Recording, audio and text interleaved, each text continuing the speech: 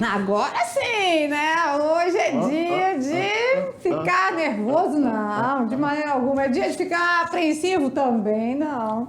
É dia de relaxar. Dia de colocar no papel tudo aquilo que você aprendeu.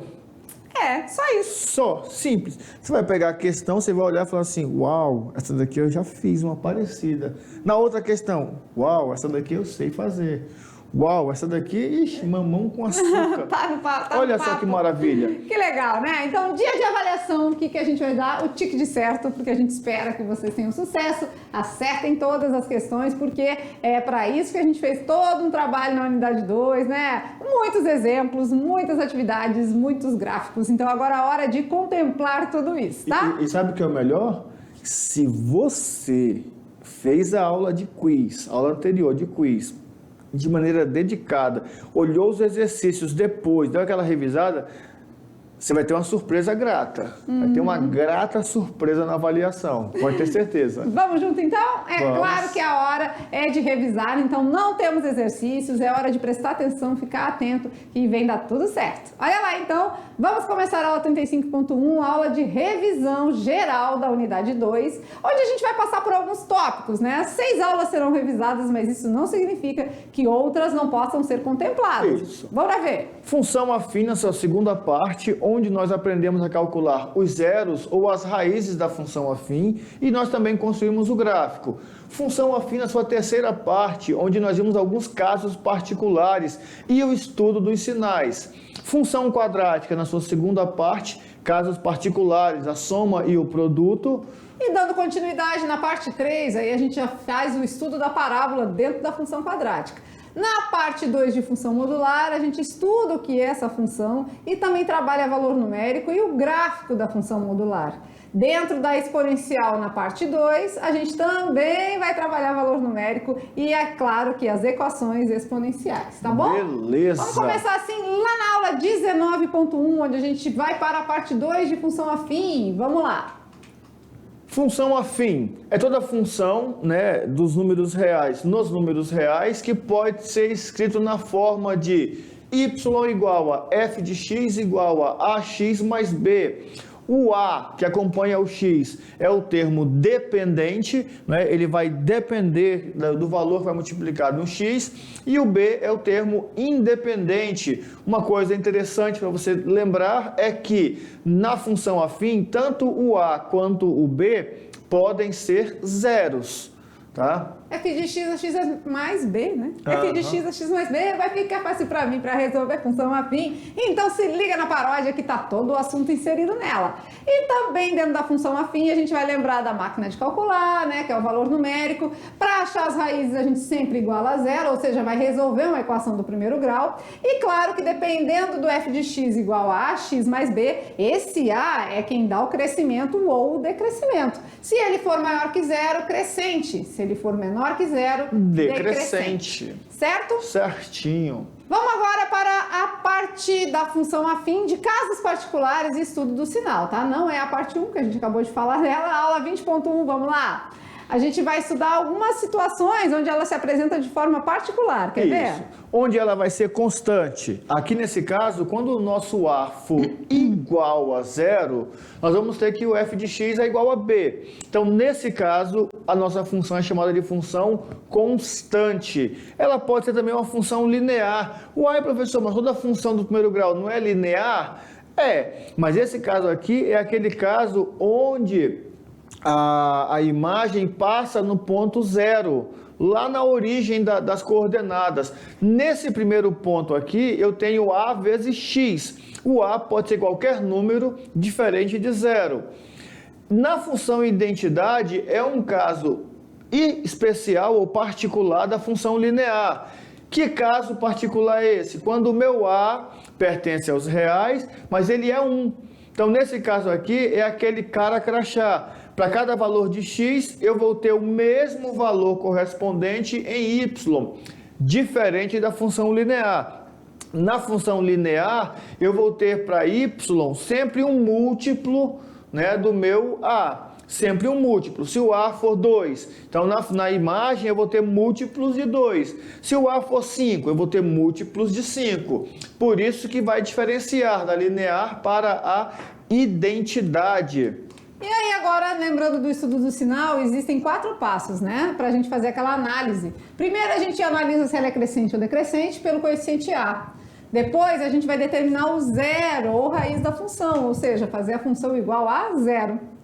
Calcular uma equação. Depois a gente monta aquele esboço do gráfico e aí faz o estudo do sinal. Então, um exemplo, por exemplo, aqui, se a gente tem uma raiz de número 4, a gente tem uma função aqui crescente, né? A gente vai analisar para que valores ela é positiva e que valores que ela é negativa. Certo? Certinho. Chegando agora na aula 23.1, onde a gente fez estudos da função quadrática, né? Estudou casos particulares, soma e produto, vamos ver? Vamos lá. A equação do segundo grau, não é? A equação do segundo grau é aquela que apresenta o x ao quadrado. Ela tem o formato genérico ax ao quadrado mais bx mais c, podendo ela ser completa ou incompleta. Na incompleta eu tenho o caso em que o b é igual a zero, então eu tenho ax ao quadrado mais c igual a zero. Na resolução dessa equação, eu resolvo como se ela fosse uma equação do primeiro grau. Tudo que tem x de um lado, que não tem do outro, depois extrai a raiz quadrada. Né? Isso. Incompleta com um c. Quando o c é zero, nós temos ax ao quadrado mais bx igual a zero. Nessa daqui, para resolver, eu coloco um x em evidência e dentro do parênteses eu vou ter uma equação do primeiro grau. E aí eu vou resolver como um x é zero e a outra equação do primeiro grau vai ser igual a zero. E quando eu tiver b e c igual a zero, eu vou ter lá que ax ao quadrado é igual a zero. Nesse caso aqui, o delta vai ser zero, o x1, x2 vai ser zero. Tudo zero. Vai ser tudo zero. Só não é zero a, né? O a que não pode. Isso. Beleza? Vamos lá, também falando ainda de função quadrática, a gente vai lembrar de soma e produto. Soma e produto é um esqueminha que nos ajuda a descobrir as raízes sem precisar calcular delta, bhaskara. Então é uma mão na roda, para quem gosta, para quem se identifica, né? O que vai acontecer? Se o nosso a na função for 1, você simplesmente vai pegar, né, a soma das raízes vai ser o b com sinal contrário e o produto vai ser o c. Isso. Se o a for diferente de 1, aí você vai precisar fazer aquele esqueminha menos de dividir b sobre pelo a, né? Isso, dividir e pelo aí a. o aluno que é esperto, ele já faz a divisão antes.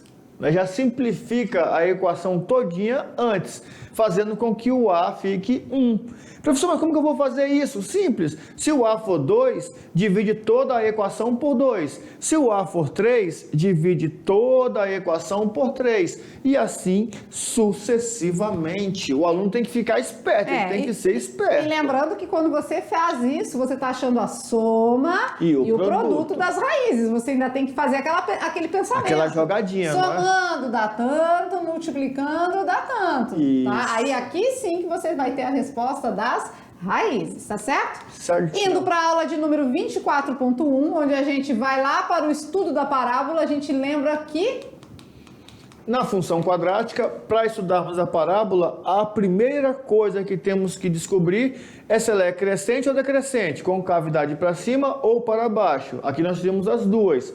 Depois disso, nós vamos analisar o delta. Se o delta for positivo, além de ter a concavidade ou para cima ou para baixo, ela vai ter duas raízes reais e diferentes. Se o delta for igual a zero, além de ter a concavidade para cima ou para baixo, ela vai ter somente uma raiz ou duas raízes reais e iguais. E se o delta for negativo, além da concavidade para cima ou para baixo, ela não vai ter raízes reais. Então é o toquezinho no X, né?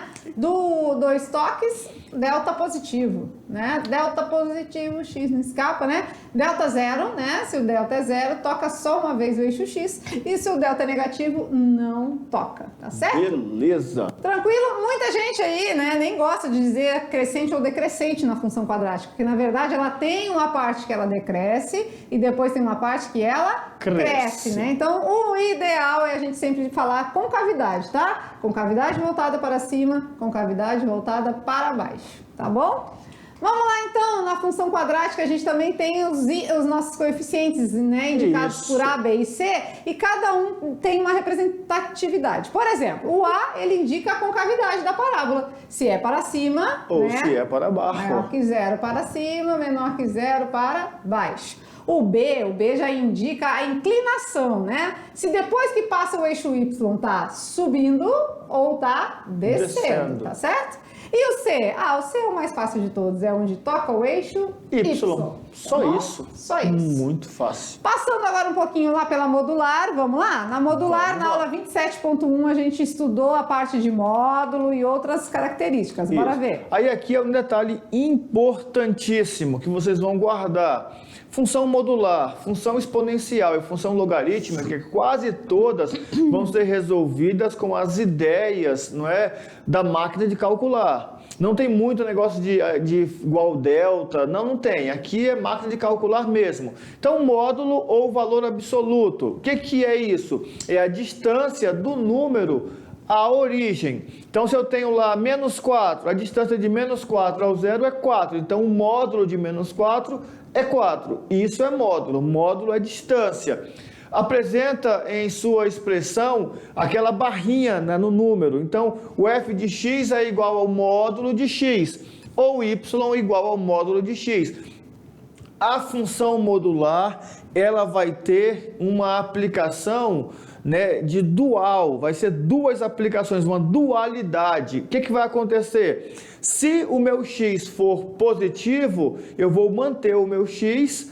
Se o meu x for negativo, eu vou pegar a minha função, lá que tem a letra, e vou colocar o negativo, menos x. Então, quando for resolver, vai ter esses dois pontos de observação. Eu vou manter o x, se ele for positivo, e eu vou colocar o negativo, se ele for negativo.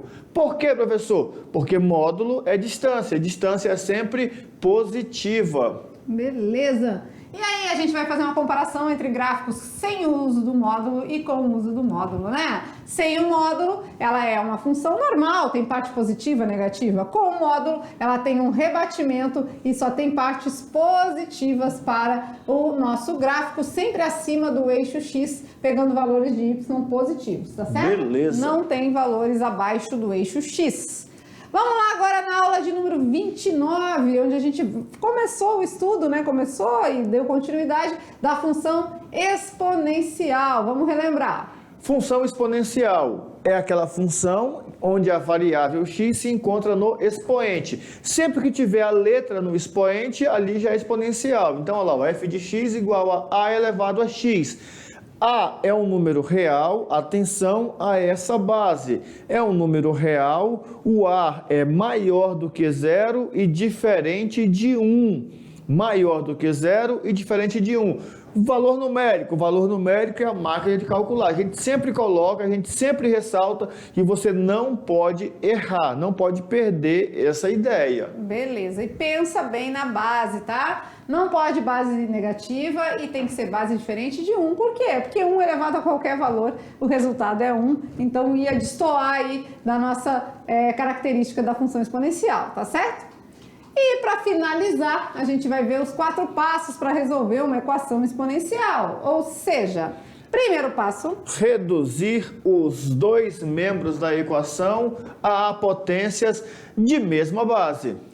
Então primeiro a gente vai reduzir a mesma base, né? Para poder fazer o quê? O segundo passo, que é eliminar as bases. Ainda no primeiro passo, professora, rapidinho, né? Não esquece, quando for igual a 1, você já sabe, você vai olhar para o outro lado e ver quem é a base. Pega essa base, eleva a zero. Beleza, tá? Só para não esquecer. Segundo passo, eliminou as bases. No terceiro passo, se tiver propriedade, eu vou aplicar. Quais propriedades? propriedades da potência. Rep da potência, gente. Multiplicação de potência com a mesma base, repete a base, somos expoentes. Divisão de potência com a mesma base, repete a base e subtrai os expoentes. Potência de potência, repete a base e multiplica os expoentes. Então, agora as propriedades eu vou decorar. Se for multiplicar os expoentes, eu vou somar. Mas se for dividir, não vou me distrair. Agora os expoentes eu vou subtrair. Então, uma vez que você lembra do rep da potência, você sabe resolver e aplicar as propriedades. No quarto passo, resolver a equação. Só isso. A equação que estava no expoente. Então, mamão com açúcar. Partiu resolução, né? Você fez todo esse processo, no final resolve e acha o valor de x, tá bom? Porque a equação exponencial, o nome já diz, né? O x está no expoente e você precisa aplicar os 4 passos para chegar no resultado final, tá certo? E claro, né? Sempre lembrando das paródias, as paródias vão te auxiliar bastante, porque vamos lá no nosso cenário de avaliação para a gente finalizar a aula, pode ser? Vamos lá então, no cenário de avaliação a gente vai chegar, Pronto. Vamos lá, agora chega aqui ao pé do ouvido, mais pertinho, a gente quer vocês bem pertinho, para a gente finalizar a nossa aula e dar o nosso recado final. Gente, a avaliação vocês já fizeram da unidade 1, né? Não é lá essas coisas de novidade, tudo que a gente ensina é da maneira com que a gente cobra, então não fica fora, tá? E claro que os alunos que assistiram, que fizeram as atividades de sala, não tem por que se preocupar, porque não terão dificuldade alguma. De jeito nenhum. E agora, o melhor, tá? O melhor de tudo. Não precisa desespero, não precisa. Pegou a prova? Olha só, uma dica.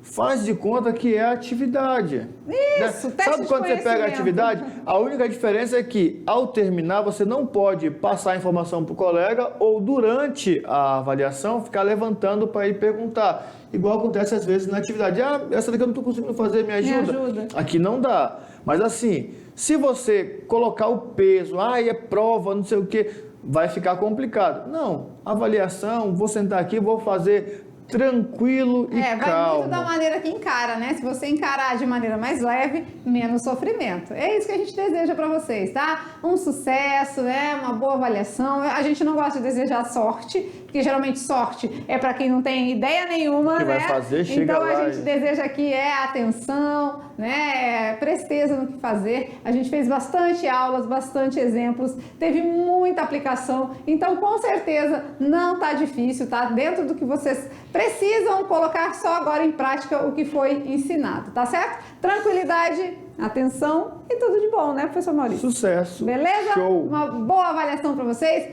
Beijo no coração e até a unidade 3. A gente se encontra lá.